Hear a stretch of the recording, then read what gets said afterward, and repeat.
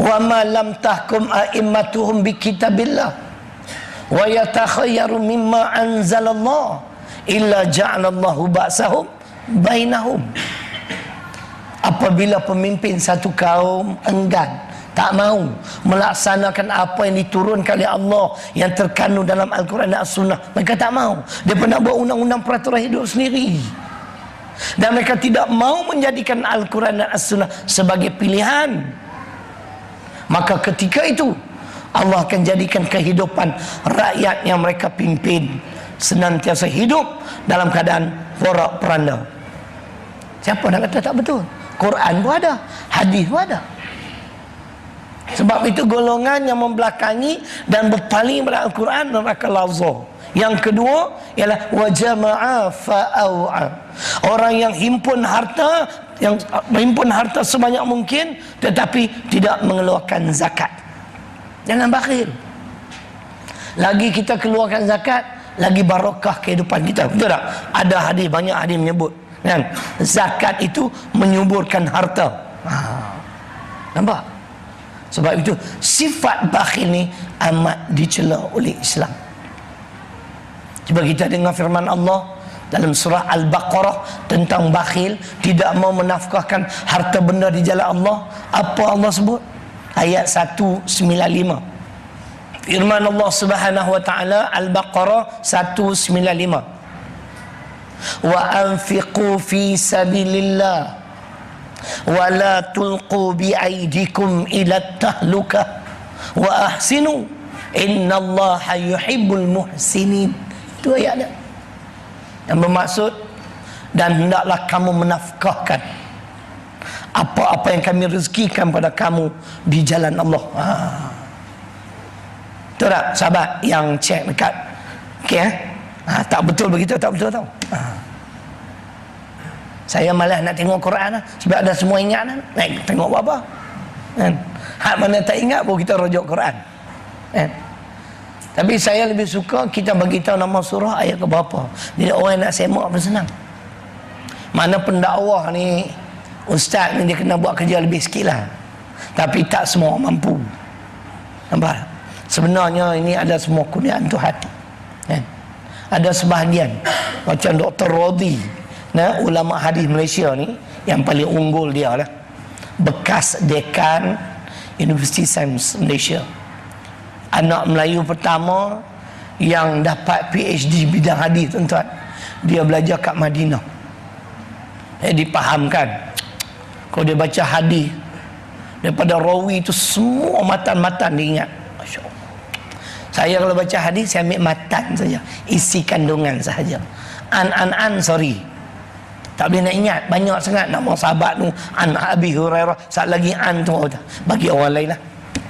Sebab tu kita pun kemampuan kita terhad kan. Tapi Al-Quran, sebab Al-Quran ni mudah, bagi saya Quran lebih mudah pada hadis. Jadi tak susah nak cari surah ke berapa, ayat ke berapa, saya usaha ke arah tu. Bila baca ayat Quran, saya sebut nama surah Al-Baqarah, surah kedua, ayat 195. Ini ayat kita baca. Wa anfiqu fi sabilillah. Dan nafkahkanlah. Makna sebahagian rezeki yang Allah bagi di jalan Allah. Wala tulqu bi aidikum ila tahlukah, dan janganlah kamu mencampakkan diri kamu di dalam kebinasaan. Jangan bakhil, jangan kedekut. Kenapa? Apa kelebihan kita bersedekah, kita infak di jalan Allah? Lagi akan datang. Siapa nak tahu kelebihannya, kena tunggu hingga selesai ceramah pada malam ini. Siapa pulang awal, dia tak boleh tahu apa dia kelebihan. Kita kena amal benda ni tuan-tuan. Dan Allah kata wa ahsinu, dan berbuat baiklah. Innallaha yuhibbul muhsinin. Sesungguhnya Allah suka pada orang-orang yang suka akan kebaikan. Kita ni dalam sebuah hadis riwayat Al-Baihaqi, sebaik-baik manusia ialah khairun nas anfa'uhum linnas. Sebaik-baik manusia ialah manusia yang memberi kebaikan kepada manusia lain. Sepatutnya begitu. Kita yang ada lebih-lebih sikit takkan tak ada lebih langsung. Kan? Takkan tak boleh sumbang pada mereka-mereka yang memerlukan bantuan, mereka-mereka yang kurang bernasib baik. Kita ni kira okey lah, betul tak tuan? Kan? Ni tengok di Palestin, makannya susah, hidupnya sengsara. Di Iraq, kita ni alhamdulillah makan tak habis-habis. Malah ni ada makan tu Imam? Tak ada. Air sejuk lah, kembung lah perut ustaz.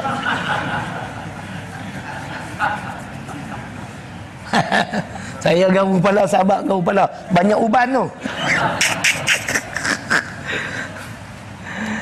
Cerita begitu. Allah suruh kita, Allah suka pada orang yang sukakan kebaikan. Kita menerima ni, kita menafkahkan pada jalan Allah, tak sia-sia. Paling tidak pun saya boleh baca 3 ayat. Pertama, surah ke-16 ayat 96, surah An-Nahl. Kelebihan kita membelanjakan harta benda kita di jalan Allah. Ayat 96, surah ke-16, surah An-Nahl.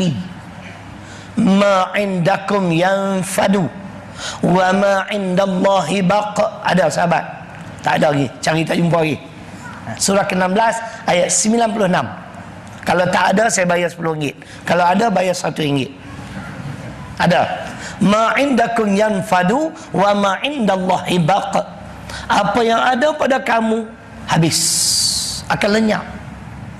Tetapi apa yang ada di sisi Allah kekal.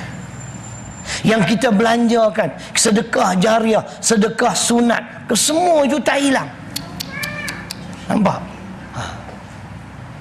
Kalau kita belanja di jalan Allah, kita rujuk Al-Baqarah 261. Ayat ni saya tak apa nak ingat macam mana tau. Masalul ladina yunfiquna amwalahum. Betul? Cuba tengok. Betul Ustaz? Masalul ladina yunfiquna amwalahum fi sabilillah. Bukannya kot. Cuba ambil Quran sekejap. Tengok Quran. Sahabat yang ada handset ni buka tengok. Baca sikit, insya-Allah saya boleh sambung lah. Lama dah tak baca ayat ni. Ayat 261 Al-Baqarah. Tak apa. Tuan baca tak apa. Nak pergi saya baca. Tak mau pahala.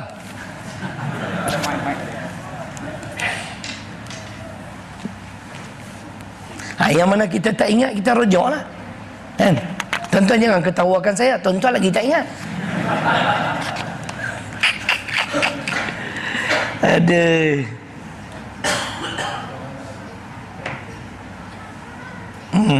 Mathalul ladina yunfiquna amwalahum fi sabilillah kamathali habatin ambatat sab'a sana bila fi kulli sumbulati mi'atu habbah wallahu yudha'ifu liman yasha wallahu wasi'un alim.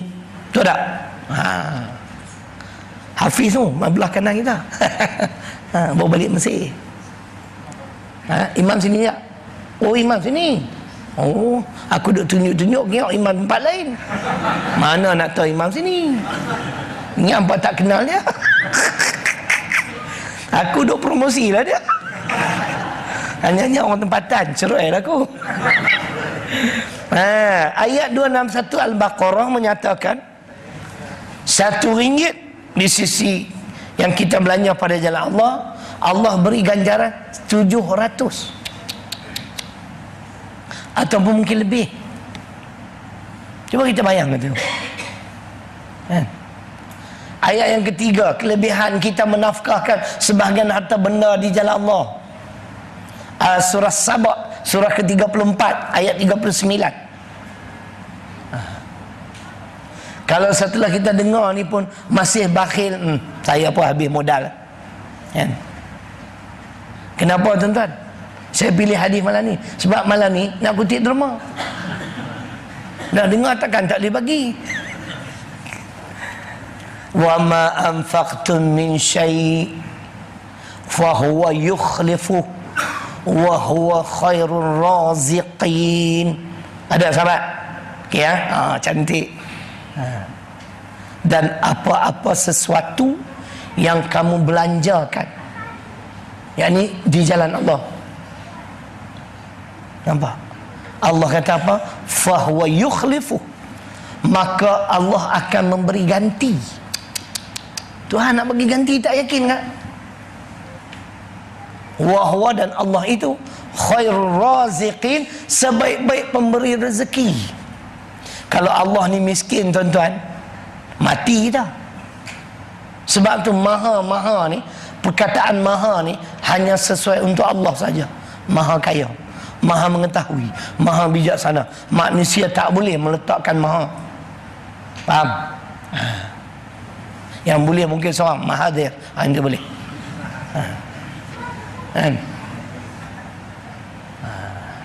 Maha kaya, maha perkasa, maha bijaksana, maha mengetahui, milik Tuhan saja. Tuhan kaya tuan-tuan. Kalaulah Tuhan tu miskin, kan, kita ni tak makan apa orang, mati je. Dah lama dah dunia ni, daripada Adam sampai sekarang tak ada manusia yang mati kelaparan. Dia bagi ya. Dah tak? Ini dia dalil. Apa maksud Allah akan ganti? Tidak semesti dalam bentuk wang ringgit. Kata Dr. Yusuf Qaradawi sekali lagi, dengar baik-baik. Allah akan memberi hidayah dan taufik kepada orang-orang yang kuat menafkahkan harta bendanya di jalan Allah. Itu dia. Ni yang kita nak. Hidayah, petunjuk. Taufik, pertolongan. Petunjuk tu dah dapat dah, faham dah. Kelebihan solat tahajud. Tapi kita masih tak mampu nak buat. Duk masih terkejut. Faham terkejut? Kan? Sekarang subuh pukul apa? 6-10 minit. Contoh. Tak boleh bangun bawah juga. Patutnya tak ada masalah. 5.30 boleh bangun. 5.30, mandi 15 minit, 5.45 hingga 6.10, 25 minit. 2 tahajud, 2 hajat, 1 witir cukup. Tak boleh nak bangun juga. Kerana belum dapat kekuatan pertolongan, iaitu taufik. Bangun 5.30 sempat tahajud. Tapi kalau bangun 7.30, yang tu terkejut namanya. Dah dengar. Tapi kenapa tak ada kekuatan muslimat? Kerana kekuatan itu hanya pertolongan Tuhan saja. Jangan kata orang awam tuan-tuan, termasuk ustaz lah. Kalau Tuhan tak bagi pertolongan pada ustaz, ustaz pemalas baca Quran, ustaz pemalas bangun malam. Jadi sesiapa yang boleh dan mampu melakukan amalan-amalan sunat ni, jangan bangga diri. Sebenarnya adalah pertolongan Allah semata-mata. Di antara cara untuk mendapat pertolongan Allah, kuat menafkahkan harta benda di jalan Allah. Jangan bakhil. Ini soalan yang diajukan kepada Dr. Yusuf Qaradawi. Ayat 39 surah Sabah. Baik, habis satu bab. Satu bab pun setengah jam dah. Boleh sikit lagi? Boleh? Boleh tunggu sampai pukul 10 malam? Boleh tunggu? Tonton tunggu, saya nak balik asal lagi.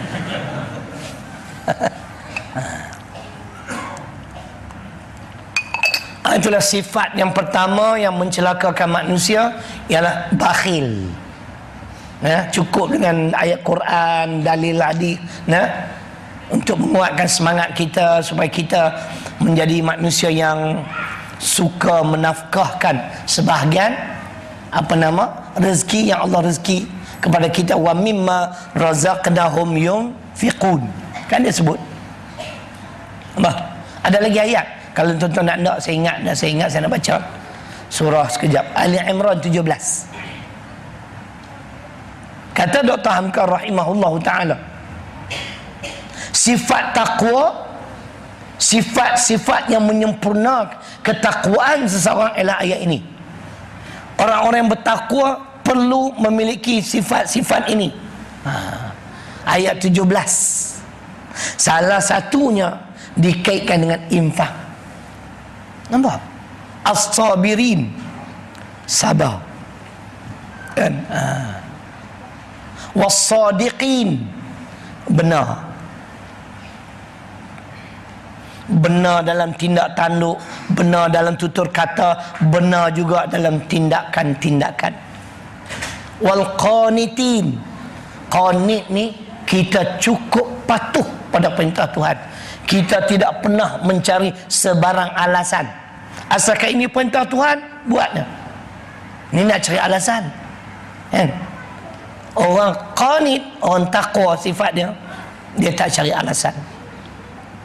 Wal munfiqin, akan disebut orang yang menafkahkan sebahagian harta benda. Tuan-tuan janganlah tanya ustaz ni ceramah ni, ustaz nafkah ke tidak? Tak payah tanya saya lah, insyaAllah saya pun buat. Tuan-tuan sebut saya duit tak banyak, sebab saya suka bantu orang susah dengan rezeki Tuhan bagi kat saya.